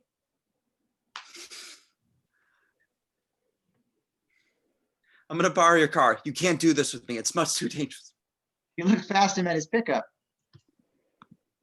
And you can't leave that truck out in plain sight. Talk about dangerous. Tommy turns around to look. What? Hide it behind the gas station and we can get the hell out of here. He turns back to her. Look, this isn't a game. You're not going with me. I'm already responsible for causing the death of. Megan cuts him off. Didn't you say you needed supplies to do this? Yes, but Then let's get going. We can argue about it on the way. You tell me what you need, and I'll make sure you get it. She heads toward her loudly purring Camaro. And nobody drives this baby but me. Now get in that pickup and hide it and let's boogie. Angle on Tommy. There isn't much he can say. With an exasperated sigh, he runs to move his truck. Cut to interior girls' dormitory cabin night. Slowly, we track along a row of sleeping children. Each has her own unique position of slumber. We pull back to reveal her large windows just above them beaming in moonlight. Jason's silhouette carrying Sissy's headless corpse passes. On the opposite wall, we follow Jason's evil shadow as it crosses more sleeping kids. When it falls across little Nancy, her half-open eyes flash open. She sits up in wide-eyed fear as we rapidly press in on her. Cut to exterior Forest Road night. Megan's hot Camaro jets down the road, kicking up dust. Interior Megan's car. Hard Rock Summer plays on the radio. Tommy shoots Megan a look. can this tub go any faster? He returns a flirtatious grin. You got it. Just keep an eye out for roadblocks. Okay, there's one. Their POV through windshield. As they round the bend, two police cars with lights aflashing are blocking the road. Exterior Forest Road. Megan's car skids to a stop. Interior Megan's car. Tommy looks at Megan for a plan. She delivers. Grabbing his head, she pulls it down onto her lap. I'm a rock and roll vagabond. I'm a streetwise runaway. Get down! Close on Tommy's face, he stares bug-eyed as he confronts her tight-jeaned crotch. Insert gear shift. She slams it into reverse. Exterior Forest Road. The orange bomber roars backwards down the road.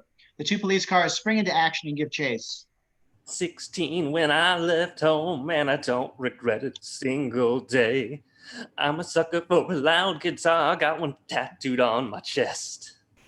It's hot July, my mouth's too dry. You know that I'll be screaming, hard rock, summer, summer. Interior police car. Pappas, the very good-looking one of the two officers seen earlier, calls it in.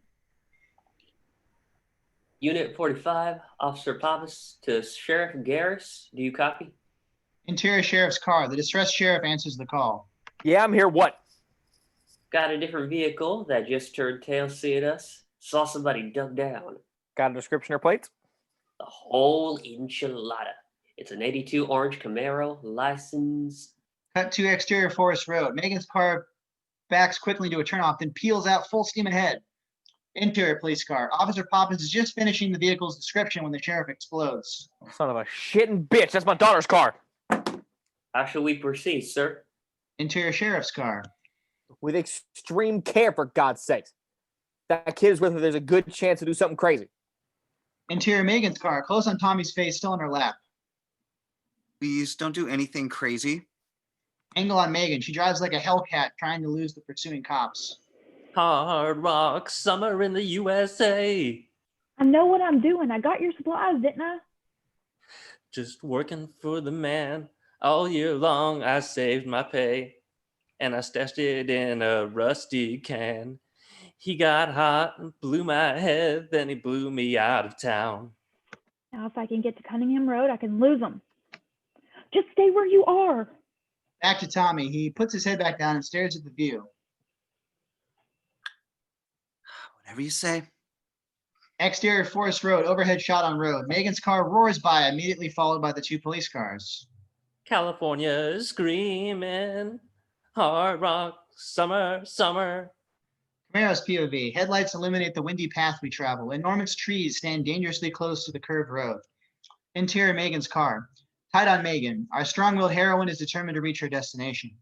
Exterior Forest Road. The Camaro fires past us. One cop car, then the other, follows suit. All 3 vehicles' tires squeal on the hazardous curves. Interior Megan's car. Angle on Tommy. Megan's while driving causes his head to roll around in her lap. He tries to be discreet about where it keeps landing. That's what I want. Hard rock summer, summer. Tommy registers surprise, close on Megan.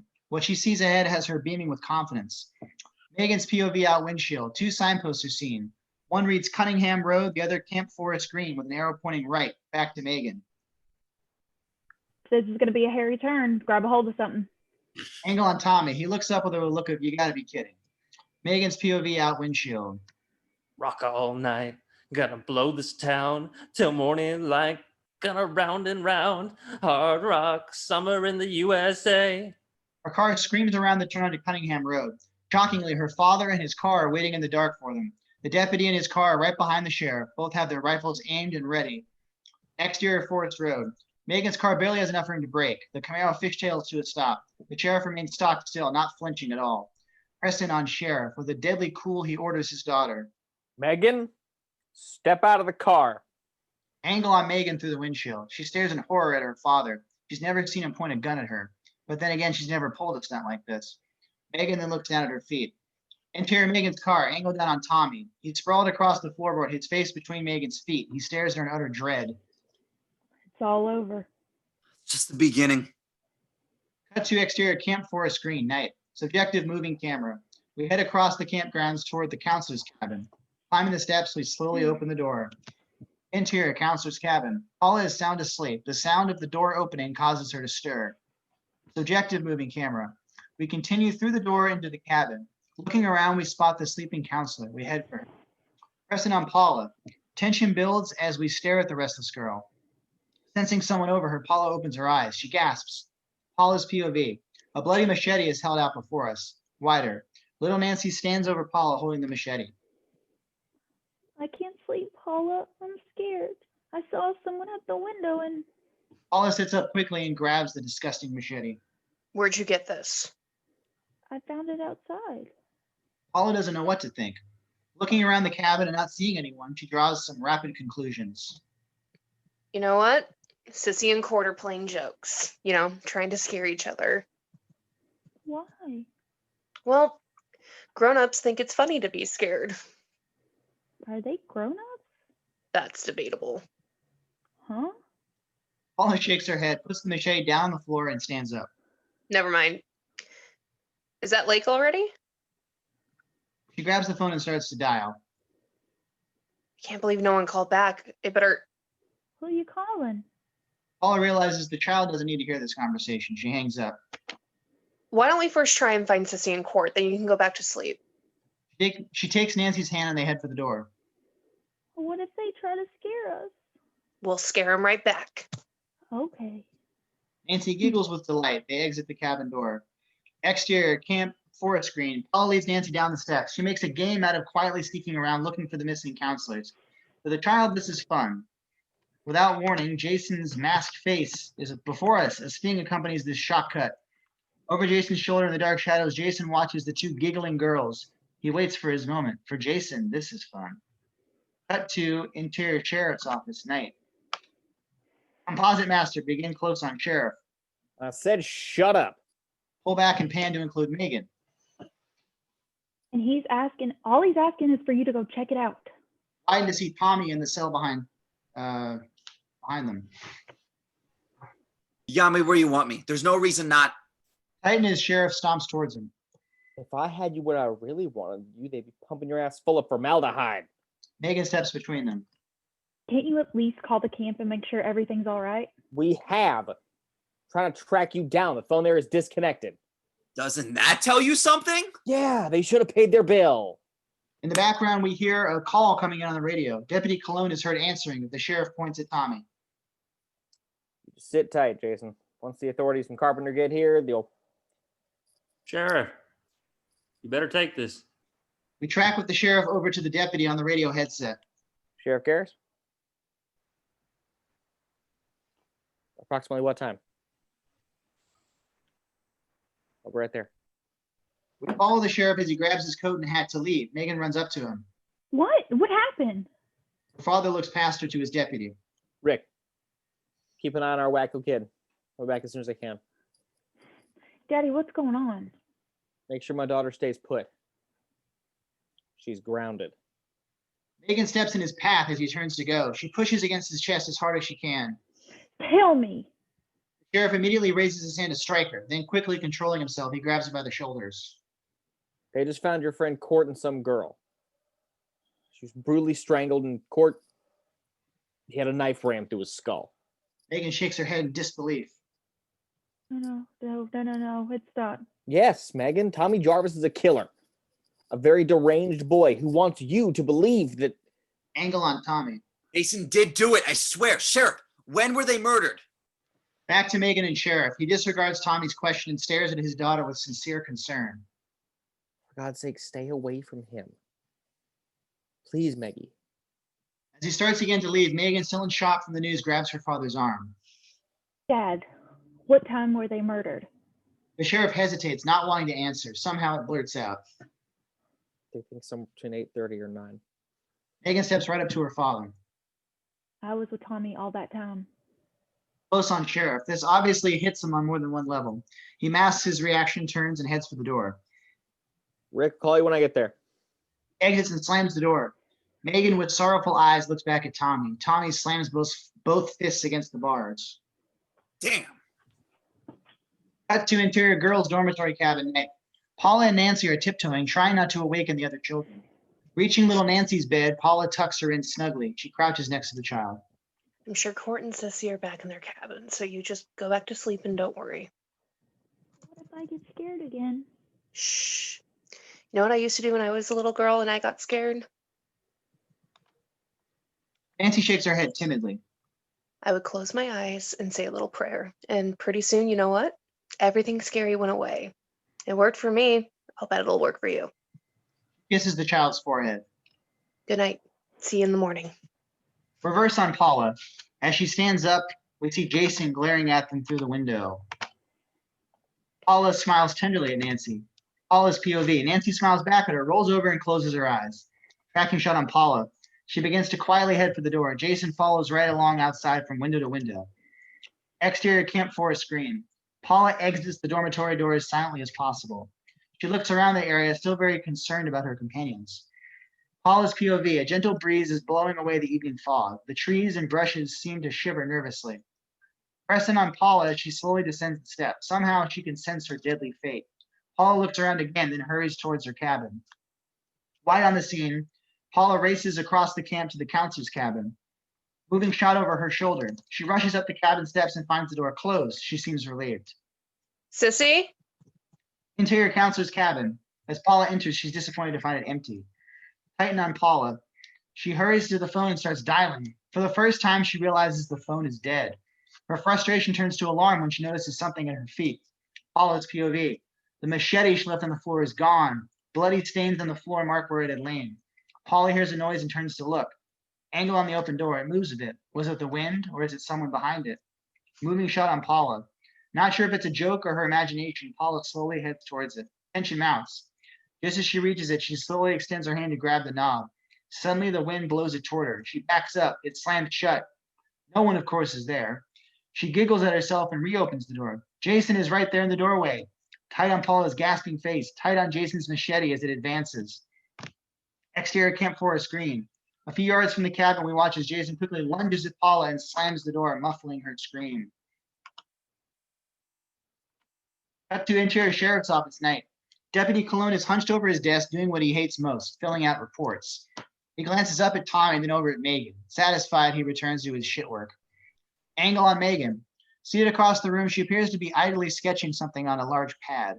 Tommy sits on his jail cot, head in hands, hopeless. Megan looks up at the deputy, then over at Tommy. Close on Tommy, he glances up at her. Over Megan's shoulder, on Tommy. She holds up the sketch pad for him to read. As she does, his eyes widen, amazed at what she's written. He mouths, "Are you sure?" as she lowers the pad. Tight on Megan, she nods a strong affirmative. Wide on the scene. Tommy gets up off the cot and stretches nonchalantly.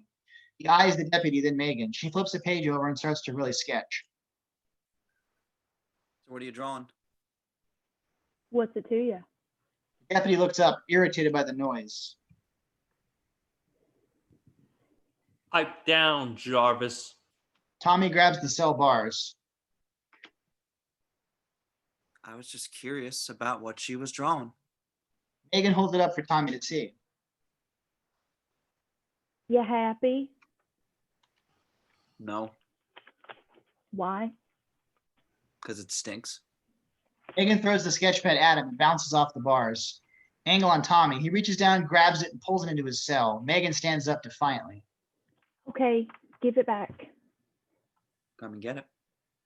Angle on the deputy. This is really getting him pissed. He gets up. Bastard. Megan, I'll get it. Megan is already in front of the wall. She reaches through the bars for the pad. Give it to me, punk. Tight on Tommy and Megan. Suddenly he grabs her arm, pulls her to the bars, and starts kissing her passionately. The more she struggles, the tighter he envelops her. Moving shot on deputy. He races across the room. Awkwardly, he grapples to separate them. Insert deputy's revolver. As they battle, Megan's hand secretly reaches down and pulls the gun from the deputy's holster. Angle on the group. Megan allows herself to be torn from Tommy's embrace. The angry deputy reaches at Tommy, who backs away into the cell. You stinking maggot, I oughta. Let him out of there. Preston on the deputy as he turns to face Megan. A red laser dot appears on the tip of his nose. Deputy POV. Megan points the laser scope revolver right at us. She definitely means business. Tight on deputy. He chuckles in disbelief. Come on, Megan. Don't clown around. Megan holds the gun dead steady. I ain't the one with the funny red nose. Open the cell and exchange places. With him. Now. Angle on deputy and Tommy. The boy moves up behind him and reinforces the seriousness of the situation. Better do as she says, because wherever the red dot goes, you bang. The deputy reluctantly removes his keys and turns towards Tommy. You brainwashed her, you son of a bitch. Megan breaks into a cocky smile and answers for him. Yeah, something like that.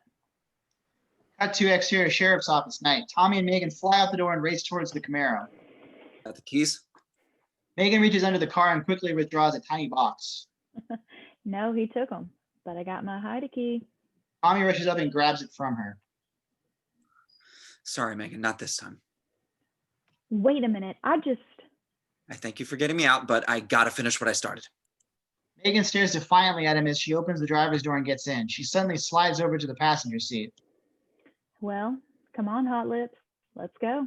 You drive, I'll navigate. Angle on them in car. Tommy throws up his hands, then climbs in. The car starts up and roars down the street. Cut to interior girls' dormitory cabin. Jason patrols the children's cabin. Slowly and menacingly, he walks by the sleeping youngsters. Tracking along bed on little girls. Slumbering soundly, they have no awareness of the monster at the edge of their beds.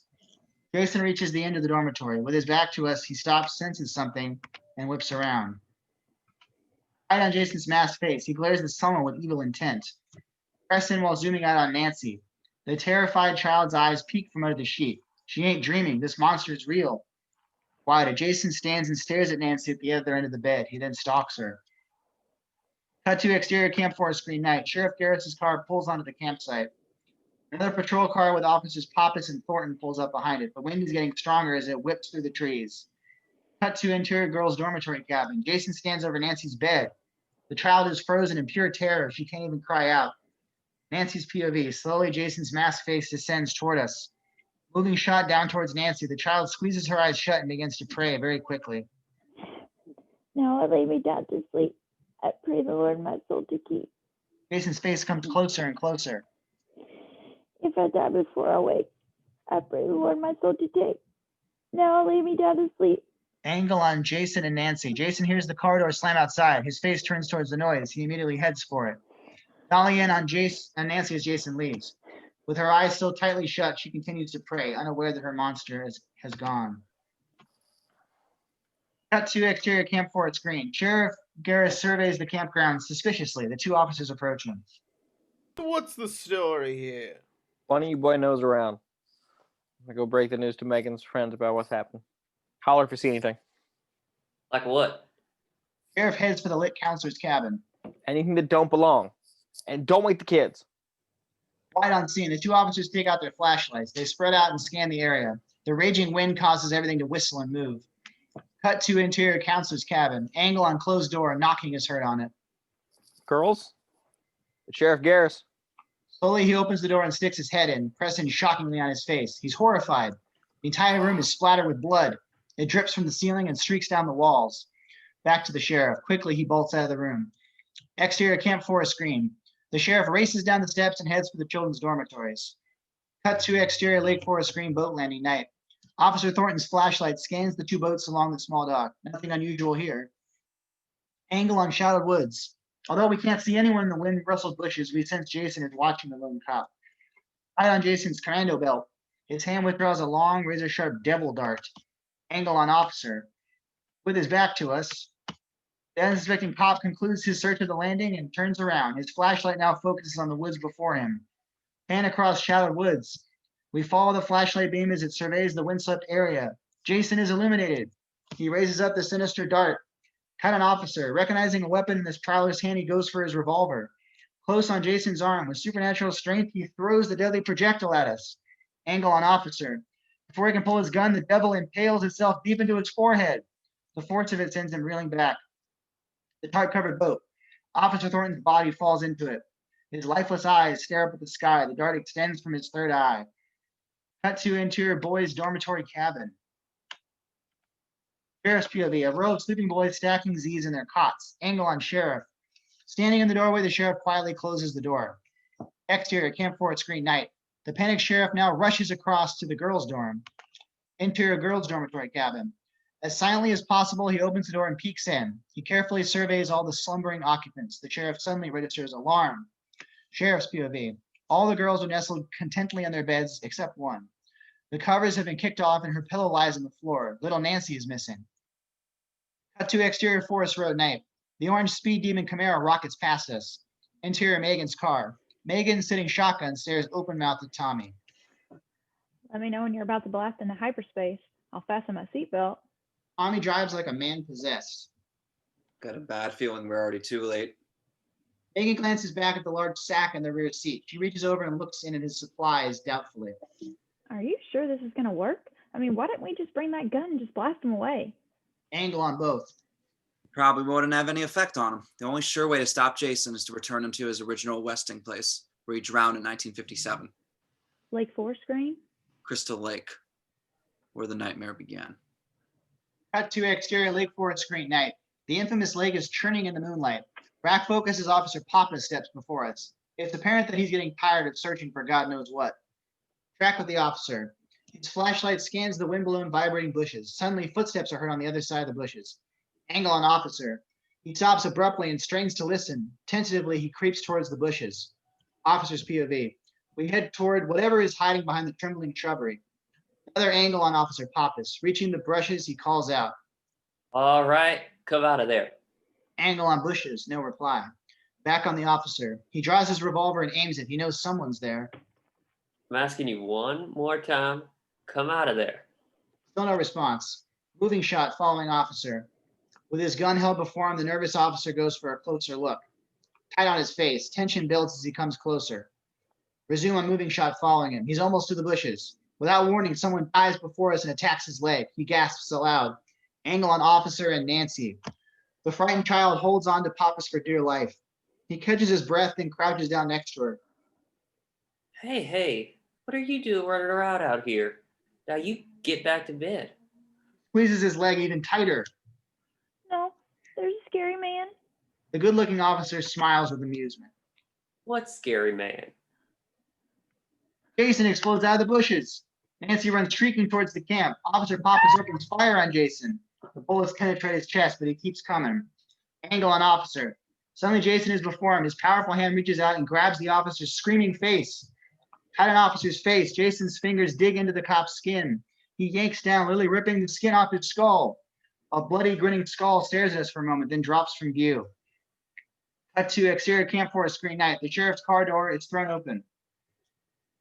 The sheriff reaches in and quickly pulls out his shotgun. Wider leaving the door open, he sprints across the camp towards the gunshots. Moving shot on sheriff as he rounds the corner of a cabin. Nancy comes screeching toward him. He catches the child and attempts to comfort her. Hold on, just take it easy. I got you. Everything is fine. Angle on sheriff and Nancy. As he hugs her, he looks up at the boys' dormitory cabin. Sheriff's POV. All the children are pressed against the window, staring down, terrified. Wider. Quickly, the sheriff picks Nancy up and heads for the cabin. Interior boys' dormitory cabin. Sheriff Garris bursts into the cabin. All the girls have gathered in the boys' cabin for safety. He puts little Nancy down and addresses the petrified youngsters. Kids, listen to me very carefully. I want everyone to lie down on the floor and stay there. Do not get up until I come back. All right? Now hurry. Various shots of kids hitting the floor. Some cover their heads, others crawl into the cots. Interior Camp Forest Screen Night. The sheriff runs out of the children's cabin, securing the door behind him. Tied on shotgun in his hands, he pumps the weapon as he walks. Angle up on sheriff, volleying back. With stern vigilance, he storms toward his objective. Sheriff Garris arrives in the area behind the cabins near the lake. There's no one to be found. The savage wind whips the trees and bushes, causing the sheriff to twitch at every moment. Another angle. Slowly, he turns and heads into the shadowed area between the cabins. Moving shot on the sheriff. With the shotgun held before him, he walks tensely through this dark passage. Hat on his face. The sheriff's eyes dart nervously, straining to see in the near blackness. Suddenly, he trips and falls from view. Angle on sheriff falling. Rapidly, we tilt down as he slams down Officer Pappas's corpse. The sheriff's face lands pressed against the grotesque bloody skull. Horribly repulsed, he scrambles to his feet. The sheriff stands up, turns, and Jason is waiting right there. Wider. Quickly, he backs away from this masked specter of evil. And they both stand motionless for a long time, sizing each other up. Low angle on Jason as he decides to make the first move. He lunges forward. Low angle on sheriff. Instantly, he raises the shotgun and blasts Jason with both barrels. Angle on Jason's torso. A hole is ripped out of Jason's side. Dolly back on Jason. It doesn't faze him at all. He keeps coming. Dolly towards the sheriff. Shocked beyond belief, the sheriff drops the rifle and pulls out his .357. Backing up, he empties the chamber into the stalking ghoul. Angle behind Jason. As he advances on the firing sheriff, we see the bullets exiting from Jason's back. Tied on Jason, closing in. All this is only making him madder. Tied on terrified sheriff. His gun clicking empty. He has the one option left. He takes it. The sheriff turns and runs like hell towards the woods. Jason is right behind. Cut to exterior Camp Forest screen. Megan's Camaro roars into the campsite next to the police cars. Megan jumps out and looks around for her father. Tommy grabs the heavy sack from the back seat. He did show up. Isn't that great? Hope so. Megan sees the lights on in the counselor's cabin. She rushes toward it. Megan, wait! Angle on the counselor's cabin. Megan dashes up the steps and throws the door open. She screams in horror at the blood-spattered room. She turns and runs toward the dormitories. Dad? Daddy? Tommy, lugging the heavy sack, chases after her. No, Megan! Cut to exterior woods, night. Through the violently wind-blown forest dashes our formerly macho sheriff. Primal instincts tell him only one thing: save your own ass. He runs for his life. Jason continues his pursuit of the lawman. Cut to interior boys' dormitory cabin. Megan bursts into the door. All the kids scream. She quickly scans the room. Megan's POV. Petrified little faces stare up at her from the floor. Angle on Megan. She hurries into the cabin. It's okay. It's me. It's Megan. Shh, don't be afraid. Nancy and a couple other kids run over and hug her for security. It's all right. Angle on the doorway. Tommy looks in and is relieved to see they're all right. He quickly turns and runs back down the steps. Exterior Lake Forest screen, boat landing, night. Tommy races from the campsite towards the dock, lugging the heavy satchel. Angle on Tommy. Reaching the landing, he starts to board one of the two boats. Tied on Tommy, he recoils in horror. Tommy's POV. The murdered cop, Officer Thornton, lies in the rowboat. His dead eyes glare right at us. Blood flows from the impaled dart in his forehead. Back to Tommy. He immediately goes for another boat. Angle on rowboat. Unfortunately, this one is older and more rickety, evident when Tommy steps into it and it squeaks and moans. Tight on the sack. Opening it up, Tommy pulls out a long and very heavy chain. He then withdraws some huge padlocks. Angle on Tommy. With intense urgency, he looks along the lakeshore for something. Cut to exterior woods night, tracking on Jason's feet. Suddenly they stop, turn, and retrace their steps. Angle through trees on Jason. Seems he's lost his prey. Carefully, he searches the rustling bushes for the hiding sheriff. Tied on Sheriff's sweating face. Buried deep in the thick bushes, the winded sheriff holds his breath as Jason passes. Cut to interior boys' dormitory cabin. Megan has done her best to assure the children that they're safe. She stands up. Now I gotta find my daddy, the sheriff, so we can all go home, okay? Kids nod. Megan heads to the door. She turns to them. So you stay here, and we'll be back to get you. Everyone lie back down and don't worry. Angle on two boys, the 12-year-old youngsters seen earlier. Billy turns to his sarcastic friend Tyan. What do you think?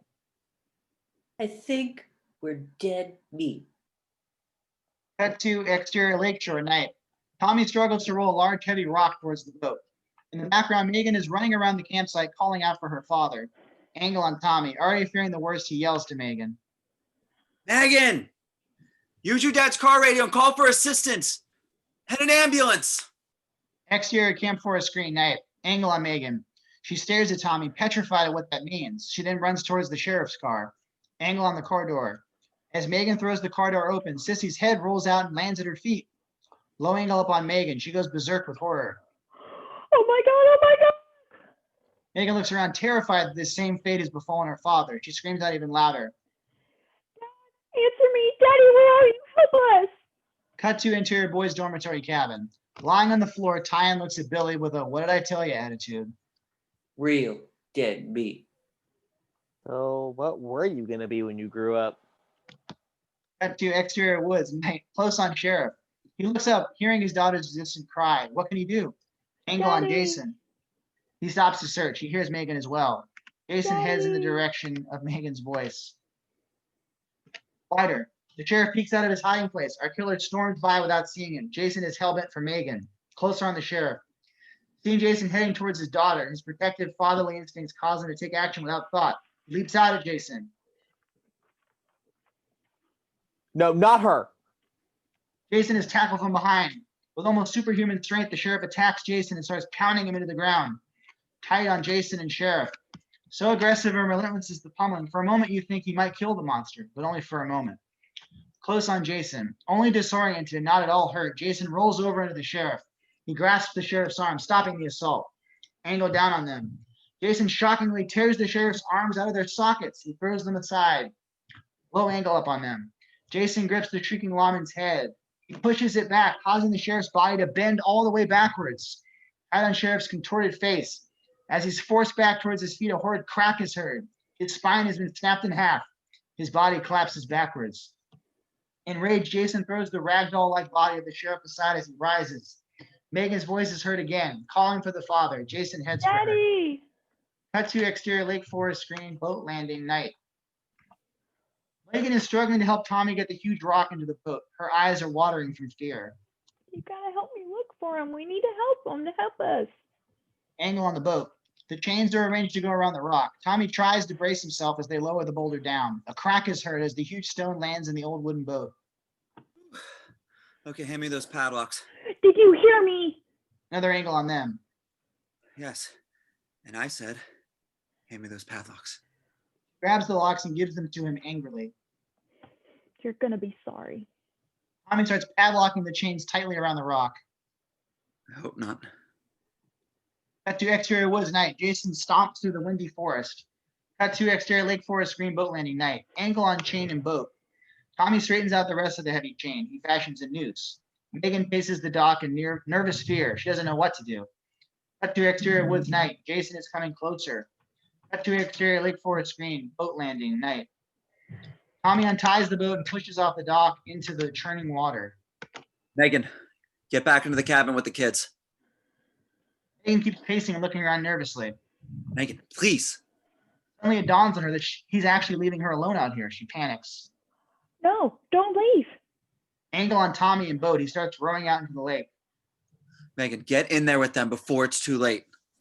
Cut to interior boys' dormitory cabin. It's too late. Jason explodes through the door, knocking it off its hinges. The children run screaming to the back of the cabin. Exterior camp forward screen. Moving shot over Megan's shoulder. She races from the landing towards the cabin. Exterior on lake in the boat. Tommy watches helpless. He stands up. Megan! Exterior boys dormitory cabin. Megan is only a few yards from the cabin. Without warning, Jason bursts out through a window and lands before her. Angle on Jason and Megan. He springs up and grabs the stunned Megan. Tied on Megan's face. As she screams, Jason's hand grips her face. She's about to share the same horrific fate as Officer Pappas. Jason! Low angle on Jason gripping Megan. He looks over towards the lake. Jason's POV. Out in the lake, Tommy is seen awkwardly standing in the boat, waving his arms. Come on, Jason. It's me you want. Come and get me.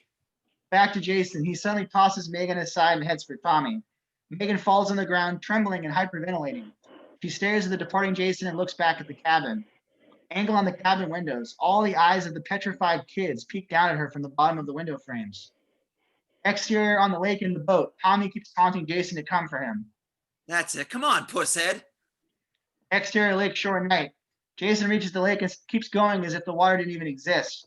He stays fixed on one thing he's wanted to kill the most, Tommy. Exterior on the lake in the boat. Seeing he's got him, Tommy sits down. He reaches for the chain noose and holds it in his sweating hands. Exterior lake shore. Jason is wading deeper into the dark, choppy waters.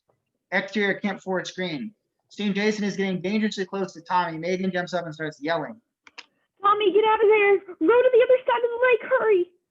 Exterior lake. Jason stops and turns back to look at Megan. Should he get her first? Angle on Tommy in the boat. He panics and yells at Jason. Hey, asshole, it's me you want, remember? Come on, chicken shit. I'm sitting right here waiting. Jason turns back towards the boy. He moves on him like a hungry shark. Angle on the chain noose. Tommy's nervous hands keep the noose out of Jason's sight as he opens it wider. Tied on Jason's masked face. He's almost to the boat. Tied on Tommy's face. He's sweating profusely as he grits his teeth. Tied on the noose. It's ready.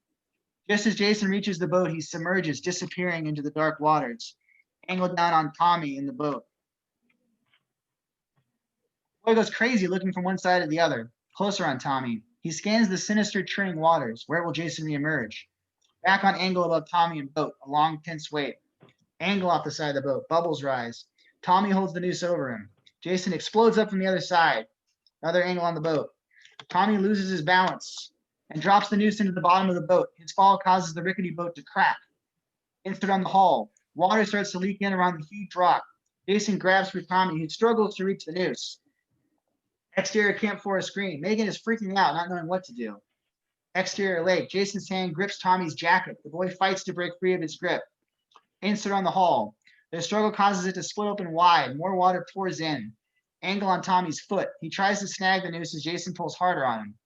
Tommy yanks his arm away violently, causing his sleeve to rip off in Jason's hand. Angle on Tommy's foot as he manages to catch the noose with his shoe. Insert on the hull. The boat is filling up with water around the rock. Jason grabs a hold of Tommy's leg. Tommy's other foot slides the chain up to his outstretched fingers.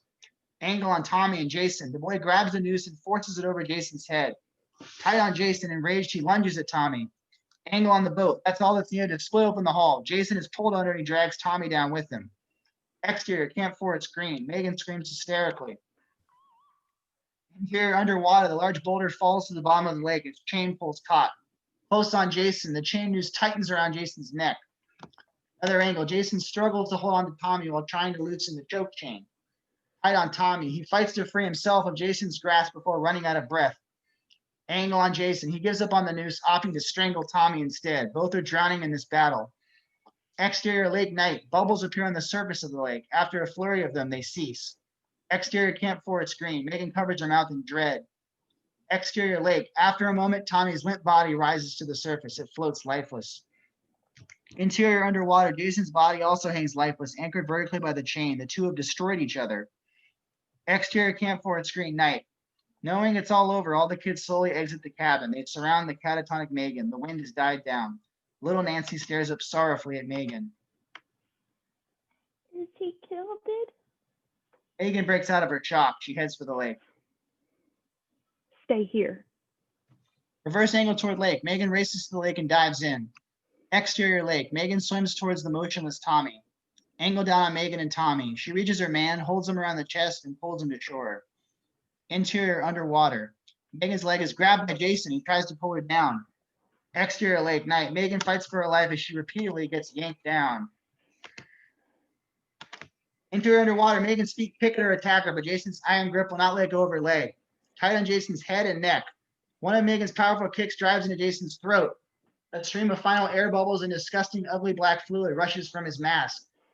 Jason's hand lets go of Megan's leg. She swims away. Final shot of Jason. Our infamous killer is at last defeated. His rotting corpse hangs in its original underwater burial ground.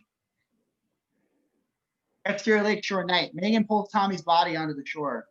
The children run down and surround them with concerned faces. Angle on Megan and Tommy. She frantically gives him mouth-to-mouth resuscitation. Tight on Tommy, he doesn't respond.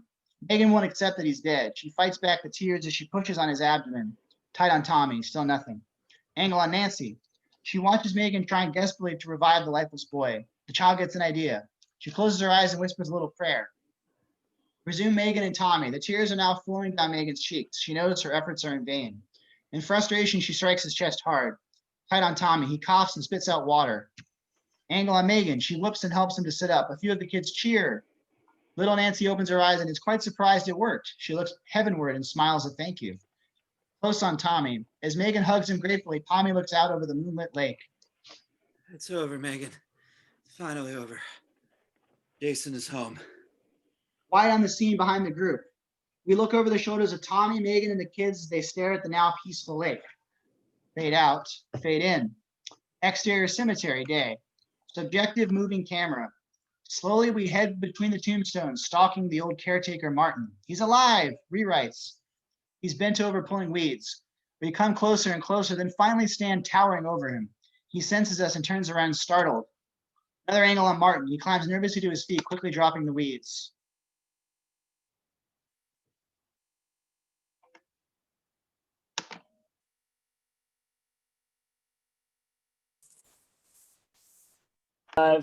Okay, I'm recording. Go for it. Yeah. Is it thank you, Mr. That Let's one? see, you frightened me. Bottom of 111 in the PDF. I'm going.